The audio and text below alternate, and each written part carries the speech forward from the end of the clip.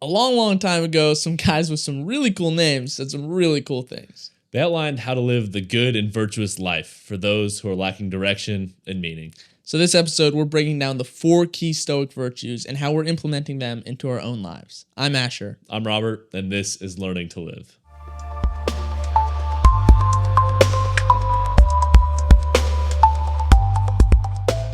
Welcome back to episode 19 of Learning to Live. This is our second episode on Stoic philosophy. Last episode, we broke down kind of the high-level overview of what Stoicism is, why it's useful, and why we're very interested in learning more. Yeah. But Stoic philosophy is the philosophy of doing.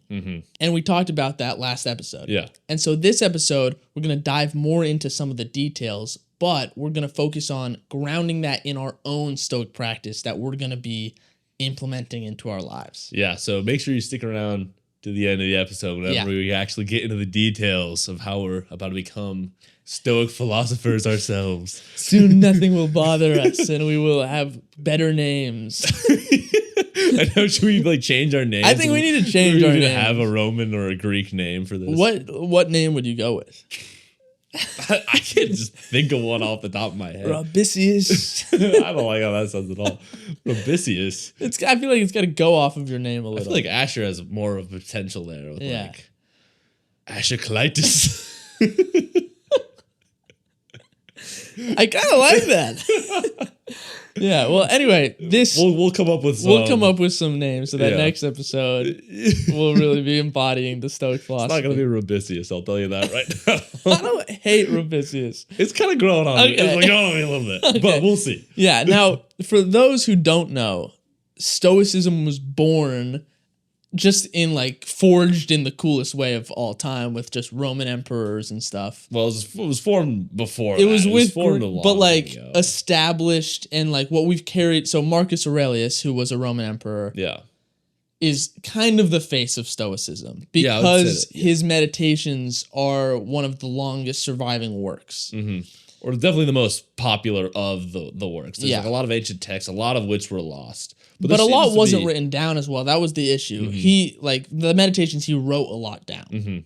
Yeah, and so there's kind of 3 of the main Stoics, texts that have survived. And there's some other philosophers that are sprinkled in here and there for, the hardcore, Stoic fans who really get into it, but... Yeah, we're not really, we're going to stay in our lane here and pick up on the more mainstream, what's popular, which is the Marcus Aurelius, like you said, the Meditations. And this is one of the greatest works, I think, of that period of time as far as wisdom and virtue. Yeah. And then we have the Epictetus discourses and then also Enchiridion, or maybe we could just call it handbook because that's what it translates to roughly. And then the Seneca letters from a Stoic. Yeah. And he also has a lot of other books that you can find in any bookstore. They're always how to live a good life and those kinds of things. Yeah. But. So obviously these are some of the most revered thinkers in history. And they were incredibly influential in their time. Obviously, not only is their writing influential, but many of them had powers of great influence in their time. Marcus Aurelius being a Roman emperor. Yeah. What's amazing is today it still has strong roots, and if anything, I think it's a growing movement. I feel like it caught maybe a little bit more popularity a couple years ago, and now is still continuing to be really impactful for a lot of people. We have guys like Ryan Holiday, Donald Robertson, who we read this book from. I think John Sellers is another author who has a lot of books. Yeah. There's this modern movement of Stoicism and this idea of how can we tie these fundamental principles about how to live our lives into today's problems, because on face value, we're still all just dealing with similar types of issues, even if the environment around us has changed drastically. Yeah, and it's interesting, like you said, the more recent movement of it all. It seems like a lot of those authors we mentioned some of them have come out with books, maybe 20 years ago, but a lot of it's fairly recent. And what's cool is the book that we covered last week, How to Think Like a Roman Emperor, which follows Marcus Aurelius a little more, ties a lot of this to cognitive behavioral therapy. So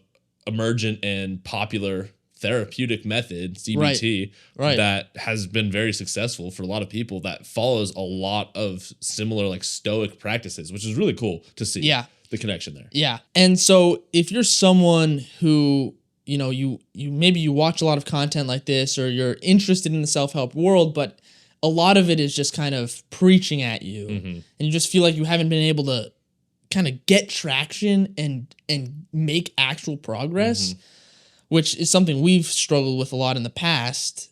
What's really cool about Stoicism, and what we're going to break down in this episode, is this philosophy is about what to do and how to live a good life, and then actually how to implement it and how to just start. Yeah. Stop talking about it. We talked about this quote last time, which the gist is stop arguing what it is to be a good man and just be one. Right. Yeah, definitely. I mean, it offers that nice framework of almost like, here's the kind of core values, here's the steps, or here's how you can do better going about these. But it's also not super rigid and strict and guided as far as just do this one thing and you're going to be great. A lot of it's like adapt, learn, but it gives you a little bit of a basis to fall back on. So when you are so unsure, because there's so many options and so many people saying so many different things, you can actually say, okay, well, I can just hold on to these like 4 key virtues and your values, and you're like, this is what I'm going to ground my actions in. It makes it so much more simple. Yeah, and it's not like a workout routine or a specific like set instructions. It's a framework for approaching any situation. Yeah. So it will apply to something in your life. Yeah. So yeah, if you're interested in this conversation, give us a like, give us a subscribe. We'll see how many times we can throw that in this episode. And let's just get into it. Yeah, so we want to get into our challenge. And so in order to kind of get grounded into that first, let's do a little bit of a deeper dive into some of the layout of like that framework and how what we're going to be basing it in, and what's the specific philosophy that we're going to be looking into. So we have a reading from Handbook about this. So one of the core principles of Stoicism, and of honestly a lot of the books we've been reading, is this differentiation between what is under our control and what isn't, and why that is crucially important to your own mental well-being and fulfillment and success and pretty much everything. No, and it's funny. I was actually, just a little side note, I was doing a LinkedIn learning course today, which there you go. I have a lot of complaints about, in the framework of the Master and His Emissary. Okay. It's just, I feel like it's all very left hemisphere. I'm not a big fan of, it's about like interpersonal skills. And I'm like, stop. You're not going to teach me how to interact with, like, I don't know. Anyways, it was talking about like collaboration, and that most of the time, if you're going to be like disappointing people, it's because you're not going to be meeting their expectations. And so, which is the theme of when your expectations fall short of reality. It's like that idea of the control. So it's this common thing amongst all people that we all experience of this. When things don't go your way, that you somehow, for whatever reason, feel like you have a stake in that and that you could have done something about it. It's this really uncomfortable, negative emotion. Yeah, and I mean, and we'll get into it, but it causes pretty much all of our suffering. Right. So let's hear the reading. Let's hear it. And this is a longer passage, so we'll pause along the way and kind of dissect what we're hearing. This is also, what's kind of exciting about this episode is we're getting into the source material. So we're hearing from Epictetus himself, or from the recorded versions of what he wrote, and it's a translation. Yeah, but I was going to say the translated version of what Arian, who wrote down, who was talking to him. But it's close. Like it's as close to source material as you can get. Right. That does mean it's a little bit tricky to understand at points, and so we'll try and break it down as best as we can. Yeah, that's what we're good at. Yeah, that's what we're great at. So, good luck. Some things are under our control, while others are not under our control. Under our control are conception, choice, desire, aversion, and in a word, everything that is our own doing. Not under our control are our body, our property, reputation, office, and in a word, everything that is not our own doing. Basically, what's in here is under your control. What's not is not. And importantly, like, everything falls under one of these categories. Like, it's either in your control or not in your control. Furthermore, the things that under our control are by nature free, unhindered, and unimpeded, while the things not under our control are weak, servile, subject to hindrance, and not our own. Remember, therefore, that if what is naturally slavish you think to be free, and what is not your own to be your own, you will be hampered, will grieve, will be in turmoil, and will blame both gods and men. While if you think only what is your own to be your own, and what is not your own to be, as it really is, not your own, then no one will ever be able to exert compulsion upon you. No one will hinder you. You will blame no one, will find fault with no one, will do absolutely nothing against your will. You will have no personal enemy. No one will harm you, for neither is there any harm that can touch you. That's a big claim. That's a big claim. It's interesting that he says that if you do these things, then you will have no like enemy, because I feel like you can have an enemy without like you partaking in that. I mean, they say it takes two to tango. Right. And I mean, I think that is the idea, in the sense of, we talked about in this book, there's this section towards the end where Marcus Aurelius is betrayed by this general named Cassius. Dope name. And it's very dope. And it's this moment of civil war in the Roman Empire. And yet his reaction is that Cassius must be doing this because he believes it is what is right. I'm going to assume the best. I'm just going to respond with what needs to be done. We're going to take care of business. Yeah. But I'm not going to then Right. I'm not going to declare that he's like my enemy and that we need to take care of his family or whatever. Yeah. And so I think what this is getting at is, if you realize that, other people are not under your control, all these different things, then it doesn't faze you as much. Right. Nothing should be able to take that away from you internally. Yeah. It's still a very strong claim. No one will harm you. Right.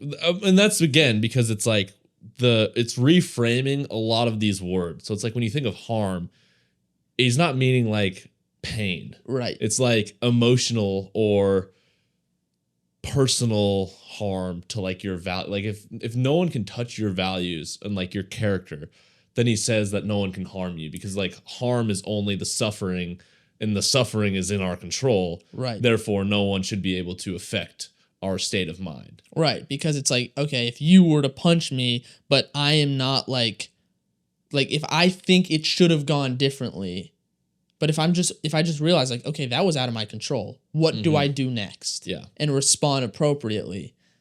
Yeah. That's all I can do. Right. It's not like physical harm. It's not like pain. Yeah. So, interesting. But all right, we'll keep going. Yeah. So he goes on to say, make it, therefore, your study at the very outset to say to every harsh external impression, you are an external impression and not at all what you appear to be. After that, examine it and test it by these rules which you have, the first and most important of which is this: whether the impression has to do with the things which are under our control or with those which are not under our control. And if it has to do with some one of the things not under our control, have ready to hand the answer, it is nothing to me. So basically, translate that real quick. Yeah. Just look at, if something happens, say, is this under my control? And is it not under my control? If it's not, then say, it means nothing. Yeah. So the Stoics really take the extreme version of the delineation between control and not control. And especially like Epictetus. And I feel like this is where you can get into a little bit of the... He has some pretty crazy lines where you can get to some of the, I guess, qualms with Stoicism that people have brought up, which about like emotional suppression. Like I could see how when you read something like that and he says, if it's not under control, like it's nothing. Like if your family dies in a car crash, right? Oh, that's nothing to me. Like, right. What he's trying to say is to not overly grieve and suffer, and especially remove things like blaming yourself or being like, oh, I should have been able to like do something about this. Like, forget all that. Like, that's not what's relevant right now. Think about what you can do. And part of that could be like grieving and having an emotional reaction. Like, that's fine. Yeah. But don't waste time doing the wrong things. Yeah. Because that can add a lot of additional baggage to what you're already dealing with. Right. And it's like you mentioned earlier, this idea of suffering inflicted is not to say that there is no suffering in the world. And many of the Stoics, especially Marcus Aurelius, talk about grief and its place and how they did grieve very strongly for the loss of their loved ones. But, you know, he says, like, if you don't have this understanding of what's in your control and what's not, you'll be constantly blaming everyone around you, blaming the gods, blaming yourself. The idea being, like, if we can understand that what's in our control, which is a very limited purview of things, then you will not be so attached to things going wrong, because it's like, okay, what can I do about it? Yeah. And there's definitely, I mean, it gets more and more limited the more philosophical you can get, because I think we could sit here and debate about can you actually control anything? Right. There's a free will debate in here too, but there is still something on the spectrum of, like, what feels like we have this feeling that we have free will at the very least. So there's, at least you can make the delineation of what feels like it's in our control versus what feels like, because when we say, think about what's not in your control and what is, I think it's very easy for people to make that distinction when they examine something. It's like, can you affect something with your action or not? Yeah. You know, you can't physically stop it from raining. Yeah. You know, unless you're, like, really tuned in. Like, I don't know. There's some crazy monk who's been... I'm sure there's someone out there who can. Sure. But, like, if you're not him, then, you know, that's, I guess, where you draw the line. Yeah. And so, you know, a lot of the internal dialogue does not even feel like it's in your control at all if you've ever tried meditating. True. Because that goes on a whole tangent, but it's more of like, okay, I can't necessarily control my internal dialogue, but I can almost, like, consciously decide what I want to listen to and what I can label as, like, oh, that's just, like, thinking, versus, like, the automatic versus the willful thoughts, which we kind of touched on. So it's like, in your control is that ability to kind of step back and guide yourself along, like, a train of thought, or, you know, get an umbrella if it's raining. Like, those are the things that you can do. Right. And so to not waste time being so bogged down by the other things. Right. Yeah. So this idea of control, which I think is kind of at the root of Stoicism, because it's also the root of ultimately, like, the key perspective change you need to have in your life to basically change how you view suffering and how you view everything that's happening to you. And it leads into the first virtue of Stoicism. And there's 4 virtues. And these 4 virtues can guide every moment of your life as the evaluative framework to think about how you should behave.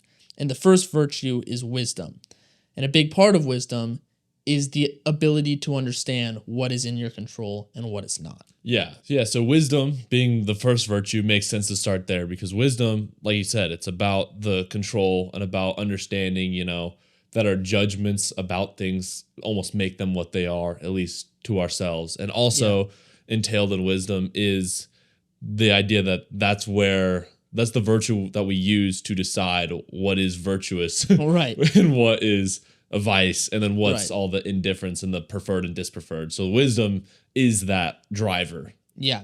They say in Stoicism that you can prefer things like health to illness and wealth to poverty, but these are not core virtues. Yeah, these are the things that, like, if someone does something that you prefer or disprefer to you, it's like these things never affect your well-being. Those are the not harmful things. The only way you can harm yourself is by acting not virtuous. Right. In a vice. And wisdom being the moral compass in this case. Yes. These are some pretty intense ideas in terms of... Right.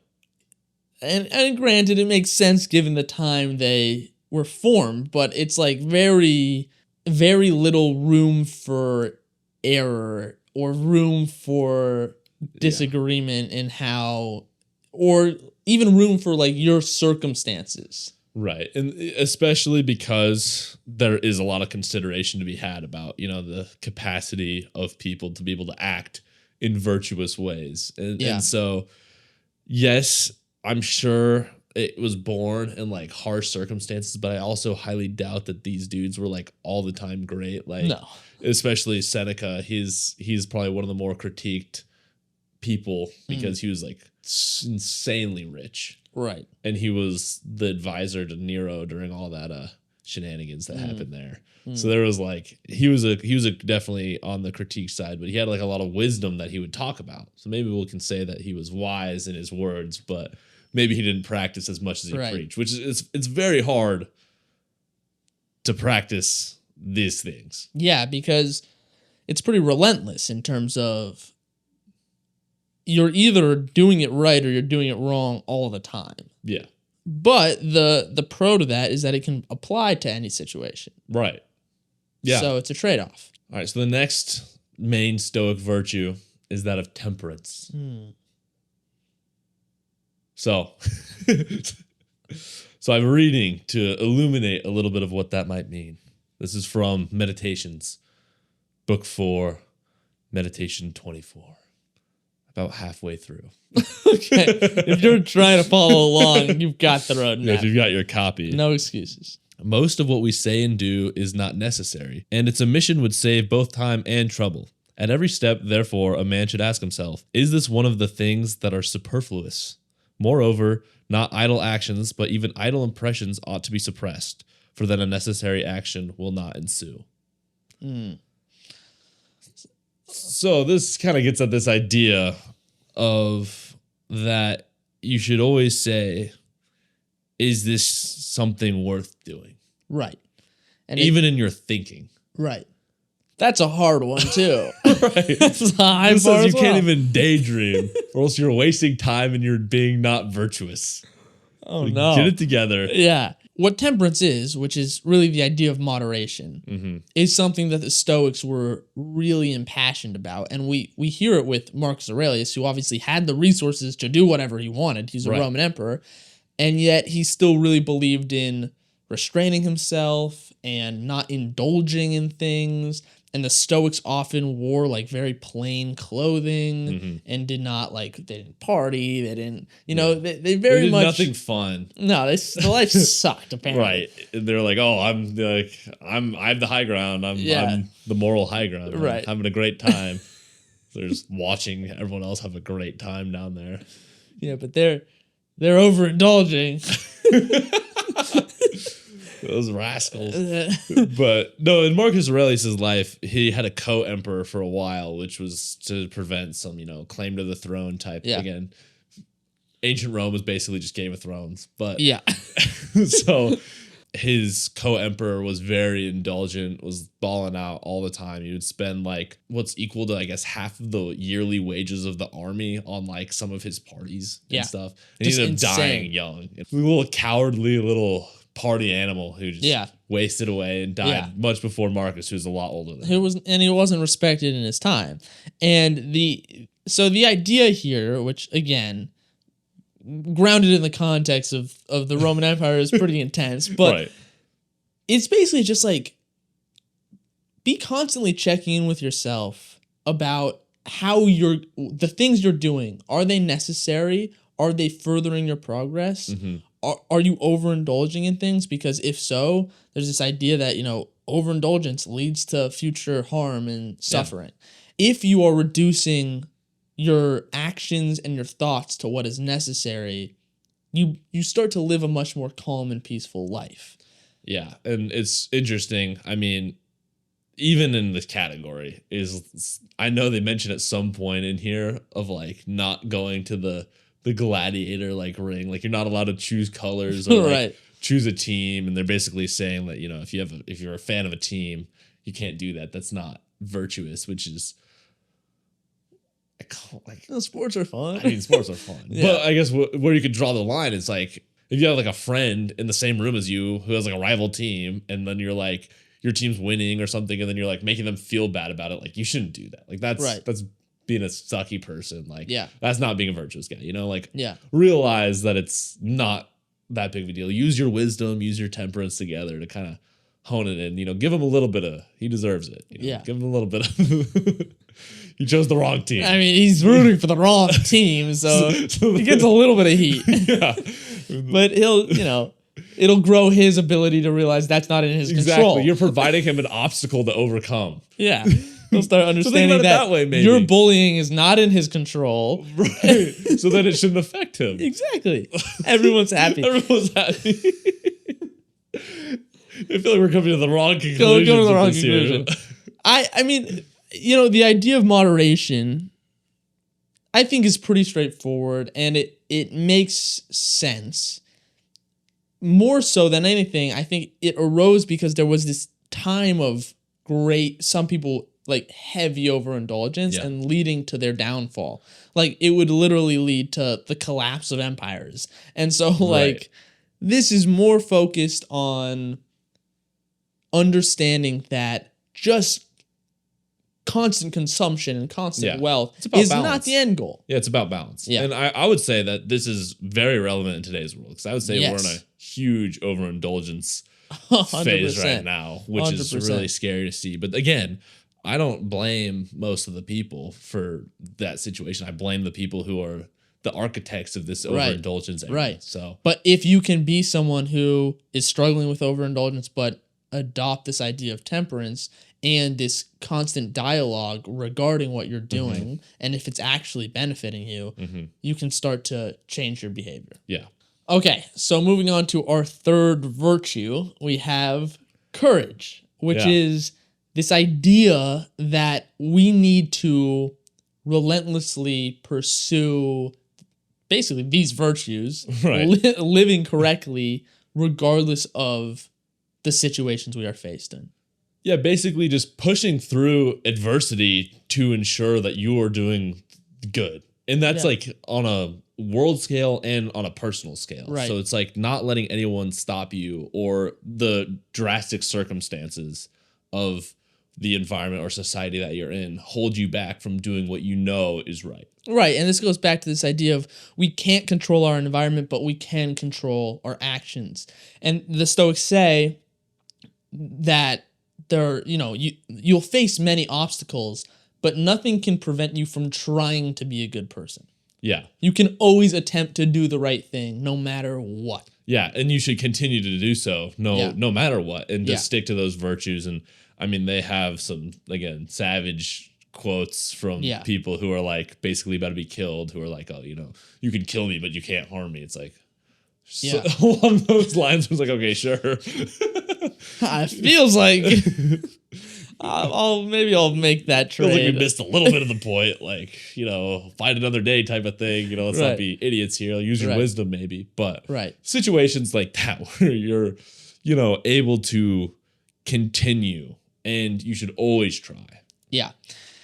Now, I think with the connotation of courage, it sounds a little like the knight fighting the dragon, but I think courage appears in much smaller ways in most people's lives, or at least the opportunity to display courage appears. And just thinking about like our own life, like currently we're starting this project of doing a podcast and trying to put out our ideas and learn and putting ourselves out on the internet. And that is like something that for a while we went back and forth of like, is this something we want to do? Yeah. It's kind of it's a daunting step. Yeah, and it's uncomfortable. I mean, we were cringing so hard all the time watching ourselves, and now it's kind of numbed away. Right. But it's like, there's definitely a lot of reservation there. And then even the space we were going into as far as being on the internet and talking about things that are not so commonly talked about, at least on like the mainstream internet. Yeah. We're pushing back against a lot of that. Like a lot of this big social media and big pharma and medicine sometimes. Right. And it takes a level of we see the value in what we're doing, and so we're going to pursue it regardless of what we think other people might think of us. Yeah. And to me, that is like the virtue. And for people who have some sort of idea that they want to chase, or some dream, or even just, I want to get this job and I need to apply. I don't think I'm qualified. Like there's so many things, or I need to tell somebody I love something that's hard to tell them because I know it's good for them, or I know I need to, right? There's so many little moments where it's like you can make the choice to be the person you want to be, or do the thing that you think people expect of you. Yeah, it's basically the opposite end, cowardice, is like coming up with those excuses and letting them rule you, like letting people take advantage of you, or like if someone's mistreating you, not standing up for yourself, or if someone's mistreating your friend or whatever, not standing up for them. It's like those are all the moments at which you need that courageous virtue. Yeah, and I think about authenticity. I think about this idea of certain people, like I think about this idea that oftentimes in a public setting, and especially true for people pleasers, who we are very concerned as people what other people think about us. Yeah. Something that's not in our control, by the way. And so what happens for a lot of people is we behave in ways for other people based on our expectations, based on their expectations of us, trying to get them to like us, all these things, and we aren't the person we want to be. And to me, like courage, a lot of that is showing up as yourself and doing what you know to be right regardless of the environment. Yeah. It's a very tricky thing to do. Right.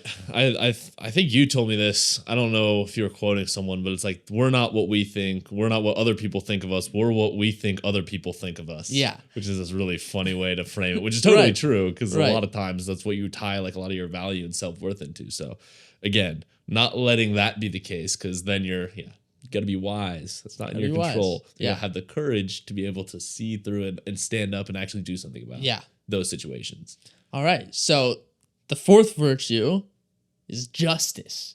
Again, another hard-hitting word. Like, I know. They're like, this is crazy. Like temperance, courage. Surely this is justice on a shield somewhere. Like the crest of Stoicism. Yeah, so we have a little bit of a longer reading for this one, and this one might be a little bit relevant later. We'll see with this episode how it goes. If we're Stoics or not by the end of this episode. So, okay. So this one is at Book 2, the first meditation, beginning at the first word.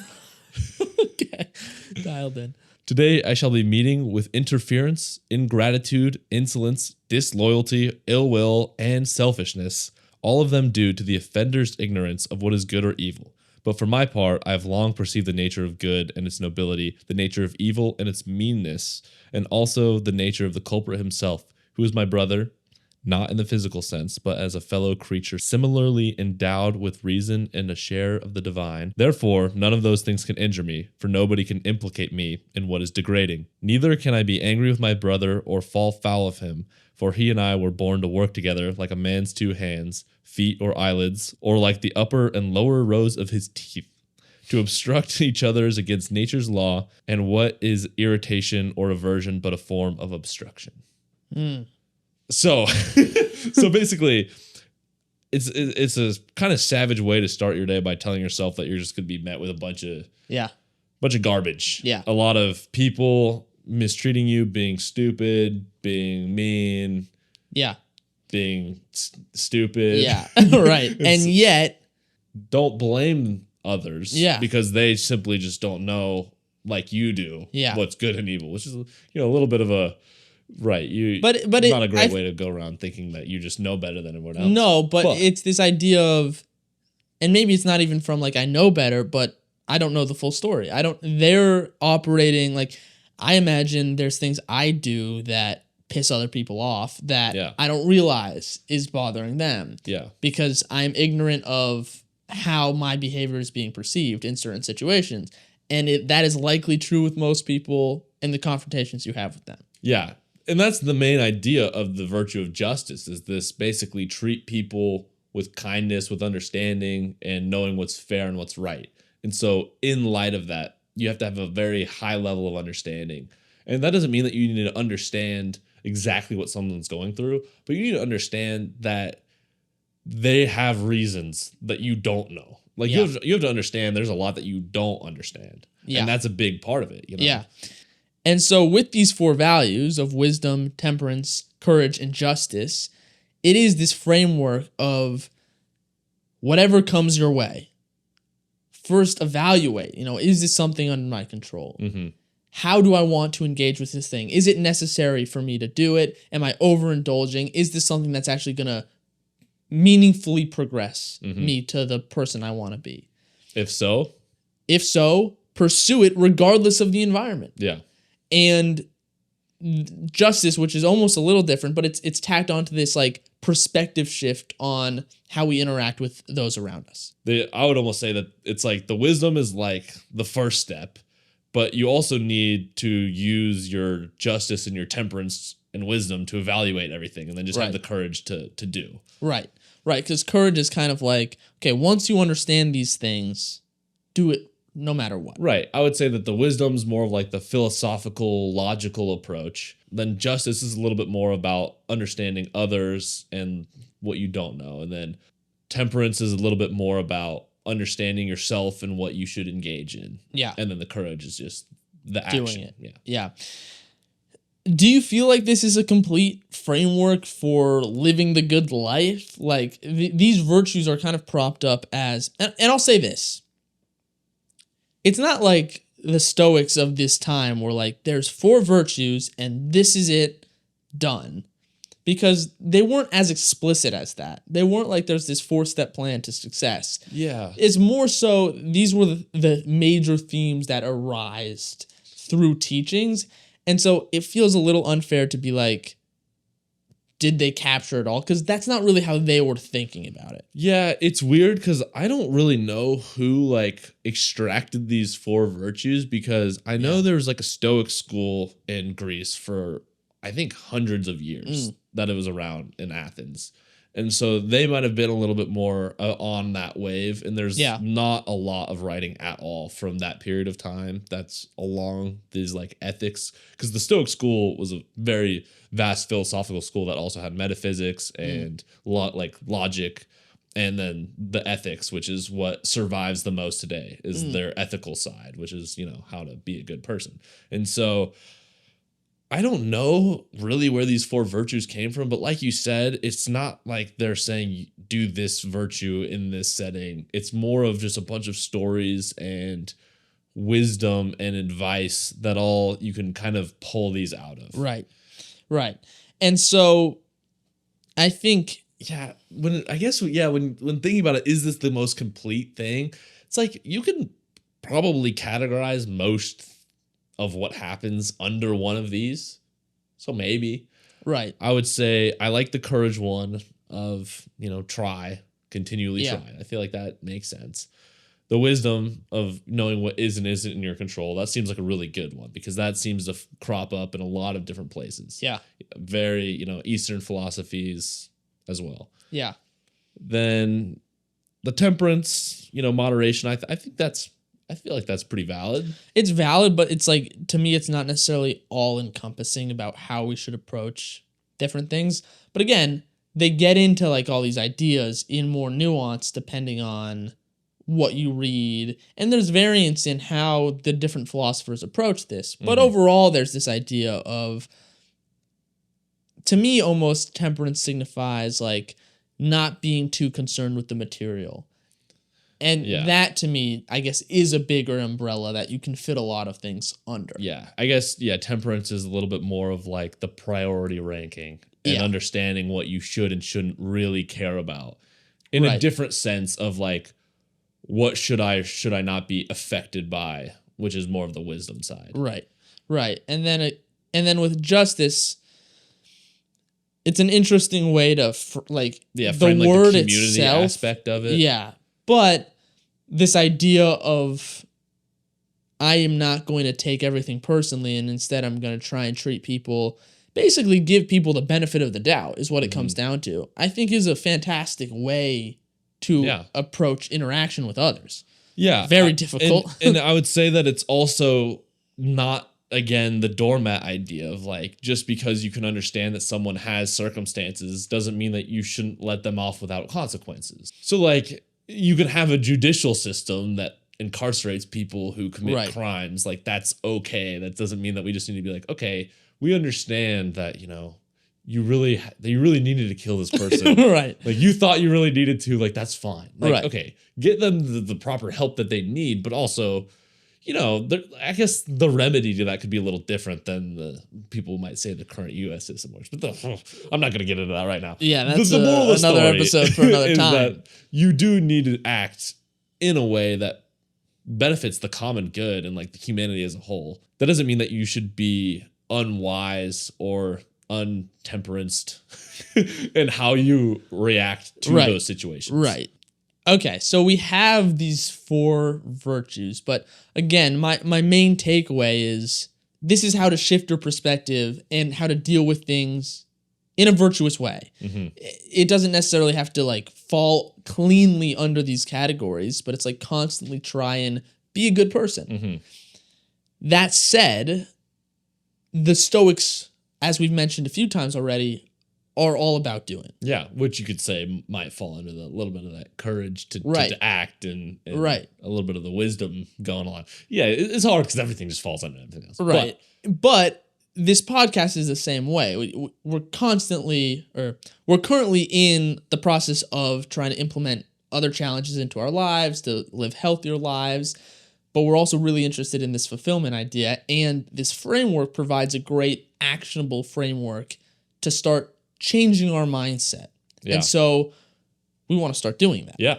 So before we really get into what we're going to be doing, we have one more reading. So if you've enjoyed them so far, hit a little like and subscribe and enjoy this and enjoy this next reading. Yeah. And this again is the Enchiridion by Epictetus, the handbook. And it's kind of his like bring it home, just get started. Yeah. Motivation. Now, this was written, this falls at the end of the handbook after he's laid out all his teachings. Some might say, as we've done this episode. Right. Exactly. So perfect timing. From chapter 51. Wow. How long will you still wait to think yourself worthy of the best things, and in nothing to transgress against the distinctions set up by the reason? You have received the philosophical principles which you ought to accept, and you have accepted them. What sort of a teacher, then, do you still wait for, that you should put off reforming yourself until he arrives? So this first idea of like, you know what to do. You have the toolkit. You know what's out there. Yeah, you don't need to wait around for somebody else to tell you this is how you behave. Right. You are no longer a lad. Oh. But already a full-grown man. Oh. If you are now neglectful and easygoing, and always making one delay after another, and fixing first one day and then another, after which you will pay attention to yourself, then without realizing it, you will make no progress, but living and dying will continue to be a layman throughout. In essence, if you continue to just like... Yeah, procrastinate, make excuses. Oh, I'll start at the first of the month. I'll start at the new year. Yep. You're going to get to the end without having done anything. You're just going to die. You're going to die, and it's going to... Yeah. What'd you do? Yeah, what'd you do? Make up your mind, therefore, before it is too late, that the fitting thing for you to do is live as a mature man who is making progress, and let everything which seems to you to be best be for you a law that must not be transgressed. And if you meet anything that is laborious or sweet or held in high repute or in no repute, remember that now is the contest, and here before you are the Olympic Games, and that it is impossible to delay any longer, and that it depends on a single day and a single action whether progress is lost or saved. So basically, every single time that you're doing anything in life, you're being tested, and it's time to act. Yeah. Stop waiting around. Right. I really like this idea because it's not... You need the big moment of like, now you're slaying the dragon, or now you're standing up to the person. It's like every little thing is the Olympics. Every little thing is the moment that you're either getting closer or further away from the person you want to be. Yeah. And he ends with, this is the way Socrates became what he was, by paying attention to nothing but his reason in everything that he encountered. And even if you are not yet a Socrates, still you ought to live as one who wishes to be a Socrates. I want to say, I don't want to speak much to Epictetus' character, but he was talking to a man in this circumstance, so this is applicable to all, not just men. So if you're a woman watching, Yes. Yeah, and really it just boils down to there's no more delaying. If you know how to be a good person, which most people have some intuitive understanding, right? We have this feeling when we are not honest or we betray our values. And in those moments, like something feels wrong. It's like every time you have an opportunity to be the ideal person, to affirm the virtues and to live your life in a virtuous way. And if you don't, it'll stack. And then by the end, you'll have nothing to show for it. Yeah. And it's, again, the low-hanging fruit type of thing, you know? Yeah. Every moment is an opportunity for you to get better, refine your skills, get a little bit more endurance and strength. So then whenever big things do happen, you're ready for it, or at least a lot more ready than you would have been before. Yeah. And, you know, we were talking about this, not on the podcast, but you were talking to me about just the idea that in the big moments, you fall back on your habits and you fall back on your practices. And so, yes, it's true that, you know, maybe one moment in one day might not be super impactful, but come the moment that things could split, you could go down the different roads in front of you, you're going to end up behaving like you've practiced the whole time. And so if you're not practicing with the little things, you won't show up. And habit is more than just an action. Habit's an emotion. Habit's a response. Fear is a habit, or courage is a habit. So practicing the virtues as habits will then let you default to those when the time comes. Yeah. So that brings us to what we're going to do. yeah. So, okay. So we have a Stoic challenge. Yes. Now, a big part of Stoicism is self-criticism and self-reflection, and basically making what might be unintentional intentional. Right. So that evaluation framework, because Stoicism is an act of life. It's not a workout. It's every moment of your life. Are you behaving in this way? So what do we have? Right. So this might sound a little anticlimactic given the episode. We are not mounting our steeds and conquering the world yet. But we wanted to start with a very consistent journaling practice that'll take place in the morning and the evening. Because slow down. Wow. Pump the brakes. I don't know how we're going to get it done. Dragons, that was step one. Journaling twice a day? I think harder than it sounds, to be completely honest. Yeah. The idea, so, you know, Marcus Aurelius' meditations are basically just his journaling. Right. And just really dope sounding. Yeah, like, his name is just Marcus Aurelius. Of course, he doesn't have a journal. He has his meditations. Yeah. Do you think he named it the Meditations? I don't know. Or was that after the fact? I don't know. That's a really dope name for it. I'm gonna write on mine Asher's Meditations. You can't just take meditations. Okay, fine. I'll come up with my own name. Yeah. But we need a cool name. Yeah, we'll have to come up with our own names maybe for our Roman names with our journal names. What was mine again? Ashiclitis? Ashiclitis is, okay. We'll work on that. We'll work on that for sure. Now, Rubisius's ruminations. There you go. See, it's growing on you. It's terrible. It sounds like a fat hippo. That's a really specific imagery. Rubisius. I guess there's no skinny hippos. I could have just said hippo. Yeah. Whatever. We're losing the point. We are really losing the point. The Stoics very much promote introspection.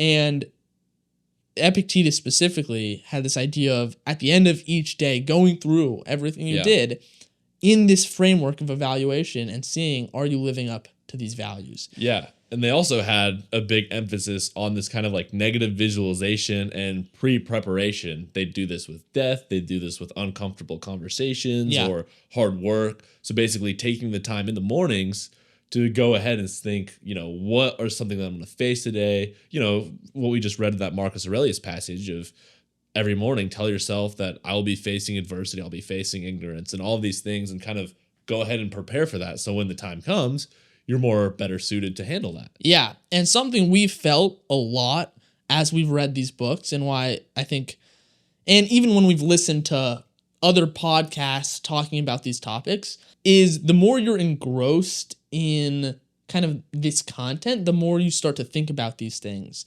and the more intentional. So it's by journaling, you're kind of creating a new environment where your brain starts to default to different lines of thinking more frequently. So that's exactly what we're going to do. In the morning, we're going to pick 3 anticipated challenges for the day.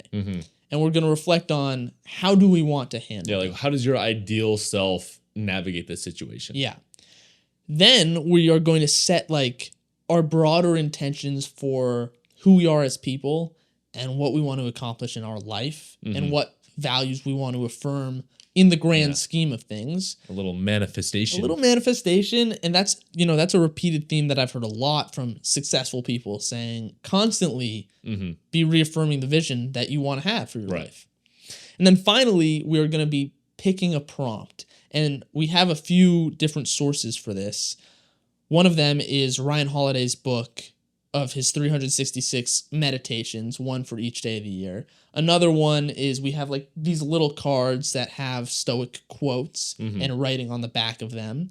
And then we have a lot of source material as well. And the source material, you can really open it up to like any page and you're going to read it some banger quote. Yeah. And so we're going to pick a prompt that we can reflect on throughout the day. Yeah. And then in the evening, we're going to reflect on how did that day actually go and evaluate. Did we live up to our values? What went well? What went poorly? Yeah.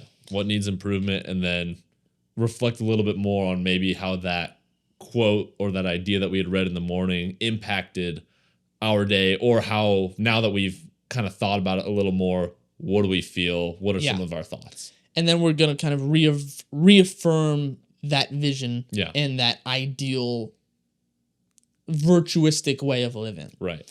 The idea being that with these two morning and evening journaling, we're going to be much more intentional with how we behave. Yeah. I'm really excited because we've done some journaling in the past and I find it to be really impactful. Yeah. I agree. And I'm excited to see how going through some of the conflicts of the day, I'm curious to see if that works. It's an interesting idea. I've never really tried it, to be honest. Like I've tried to prepare myself in a Stoic fashion before, of being like, oh, I can't control how this presentation's going to go. I can't control how this test's going to go. Yeah. Like it's out of my hands now. But I've never sat down and really tried to like go through it in my mind before. So this will be cool. I think what's really cool is it almost reframes the difficulty that's about to happen as the opportunity to do the thing that you set out to do that day. And then it's all of a sudden, it's like, oh, here, the time has come. Yeah, now I can hit my goal of my intention that I set. Yeah, it's really cool. It's like, and this could be going to work traffic. Yeah. Not getting mad at the traffic. You get in the car, all of a sudden you're like, I'm ready. Bring me the traffic. Bring on the traffic. What's Let next? there be cars. Yeah, exactly. Or whatever. So it's like, these could be little things. These could be big things. This could just be getting through a day of the J word. The J word. This could be the 9 to 5. This could be, traffic, or maybe a difficult conversation with the boss. Yeah, but like whatever's coming your way. And I think, we'll experiment and we'll be reporting back. And we'll probably be doing some weekly check-ins as well that are focused on some Stoic challenges. Yeah. And so, you know us. If you've watched our episodes, we're a sucker for doing stupid things that just suck. Yeah, that just make our lives hard, but then we feel kind of accomplished. Yeah, it's kind of fun. So, I did that. So we had our punishments, that we had to draw during our challenge episodes. And now we're like, this big part of Stoicism, and this is almost a little Socratic in nature, which is seeking discomfort voluntarily, or putting yourself in subpar circumstances. Like Socrates would sleep on the floor, and then when Marcus Aurelius tried to do this, I think his mom was like, you're about to be an emperor, stop. You at least go on the couch. Yeah. So he ended up sleeping on the couch. It's just pretty a funny visual. Like, Marcus, get off the floor. You're about to be an emperor. For God's sakes, you're 30. Get off the floor. Whatever. Yeah. So we're going to be doing some of these, like maybe once a week, where we spin a little wheel, get a little uncomfortable thing to do. Yeah. Cold showers are a big one, But we're going to take that up a level. Right. I mean, you can't just do part way. Yeah. We got to really embrace the discomfort, because that's what that's what people who like to challenge themselves do. Now, the other thing is, unlike kind of some of the punishments we've been doing, we have to take on the Stoic mindset of like embracing these as things we are wanting to do, and the pain being an opportunity to grow. So part of the challenge will be the mindset we have during the challenge itself. I think it'll be really funny, especially documenting it, to be just like having a great time. Like, finally, it hurts. I can't wait to be in immense pain in this 30-degree frozen water. Yeah, then you're in there. It's like, it hurts just as much as I was hoping. Like, I think it'll be really funny to see. And again, the point of this is to show that when we have that mind shift, it's like, those are circumstances that if we weren't recording or motivating ourselves or just doing it by choice, that we might be like, oh my God, I can't believe I'm like stuck in the traffic again. I can't believe this is happening to me, and catastrophizing and blaming it on like being unwise and unvirtuous, versus almost having that virtue. It almost gives you a little bit of that excitement and that just, it's the exact same thing that's happening. Nothing's changed. Nothing's changed except for what's in your head. So it'd be cool to do things that we would normally might have not looked forward to. And then all of a sudden, once you look forward to it, and that's kind of fun, why not do that for most of life? Yeah, or all of life? Really. And this comes back to that initial concept we introduced of, once you understand what is in your control, which is your internal environment, then the external environment doesn't matter. Yeah. And obviously that's easier said than done. Like, way easier said than done. That's like, as soon as you're hungry, everything's awful and the worst, and nothing matters anymore except for.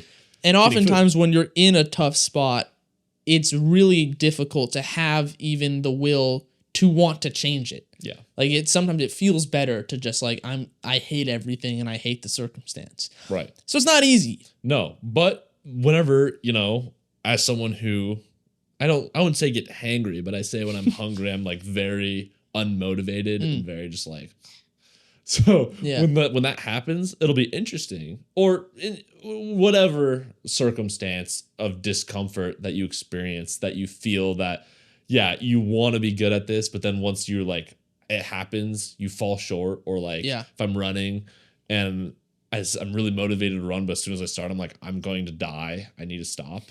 Then changing that mindset and then proving to yourself that you can do things, you can withstand things, and having that excitement builds up the habit like we talked about. So then the more you do that and the more you can like have that mind shift, the more that when it just happens naturally, you're going to be defaulting to the better state. Yeah. Could be really cool. I'm very excited. I think, a lot of our challenges have been focused on very pure health ideas. This is, and obviously we've been meditating, so that's been more of the mental challenge. But this is a very much like an active mindset shift and trying to change the intentions for the day. Yeah. So I think it has a lot of potential. Right. I would say it differs from the meditation as far as it's actively trying to change specific ways that you interact in the day versus more of like this kind of harboring a perspective. Yeah. So could be a lot of fun. Yeah. So thank you for watching this episode. Give it a little like, I mean, we asked 3 times at this point. 3 is the magic number. Exactly. So next week, what do we have coming? Yeah, and so Stoicism is very appealing to a lot of young men specifically because it is almost this more powerful, more doing philosophy, and it's become very popular. But there's also this side of the internet that we've observed and that has grown in recent years of like masculinity on the internet that we believe is just like the most degenerate, terrible, misconstrued way of how to live a virtuous life. Right. That also seems to be grounded in stuff like Stoic philosophy or religion or whatever. There's some weird ties into things. Yeah. Like how is this the conclusion like there's these calls to things like Stoicism that are the propping points for then like the opposite of virtue. Right. And so as young men who are kind of entering the internet space and trying to build a community, it's something we're really interested in, and specifically something we want to do the opposite of. Right. And so we want to explore kind of the intersection of Stoicism and that part of the internet and where we disagree with that and where things are going wrong. And so it'll be a bit of a different type of episode, but I think we're really excited to get into maybe more of like a modern day prescient issue that is propping up more and more and more that we feel needs addressing. Yeah, definitely a different kind of episode. And it's because it's not going to be centered necessarily around us or our practice. It's more of now that we're learning more about these frameworks and how are we going to evaluate kind of what's out there? Because I think it definitely gets a bad rep from a lot of sources when it's like people who seem to have critiques just don't understand the full story. So Yeah. But that means that's probably because a lot of people out there are using it who don't understand the full story either. It's like Yeah. you do 3 seconds of reading, you're going to understand that it's like Stoicism gets totally misconstrued in a lot of ways. Yeah, so we're going to be looking at some of the criticisms of Stoicism and where people are going wrong. Yeah. So if you're interested in that, stick around for next week. Yeah. Thank you so much for listening. Yeah. So until next week. Until next week.